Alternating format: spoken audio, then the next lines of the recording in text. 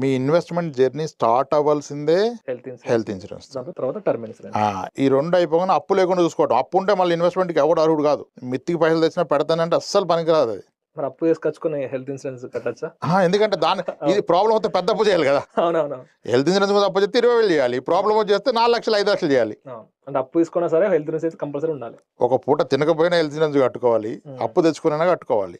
చాలా ఇబ్బందిగా అనిపిస్తుంది అట్లా అవుతుందని. కానీ ఇక ఎందుకంటే కొంచెం కూడబెట్టిన వ్యక్తి ఒక హాస్పిటల్ బిల్ తగిలితే మళ్ళీ కిందకి వెళ్ళిపోతాడు. చాలా ఫ్యామిలీస్ అసలు మెయిన్ గా హాస్పిటల్ కానీ మంచి లెవెల్ ఉండేటోళ్ళు కూడా సడన్ గా డౌన్ అయిపోయిన అక్కడనే అయిపోతాయి. ఊర్లో మస్తు చూస్తాం. ఇల్లు బేరానికి పెట్టిన వాళ్ళు కూడా ఉన్నారు.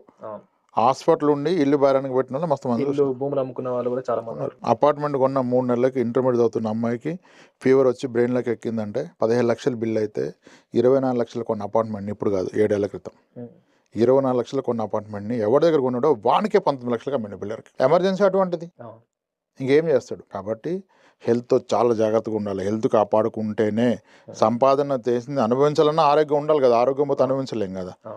హెల్త్ జాగ్రత్త చూసుకోవాలా, హెల్త్ నేను తీసుకోవాలా. ఒక్కటే ఆలోచన, రేపు పొద్దుగాల నేను లేకపోతే ఏంది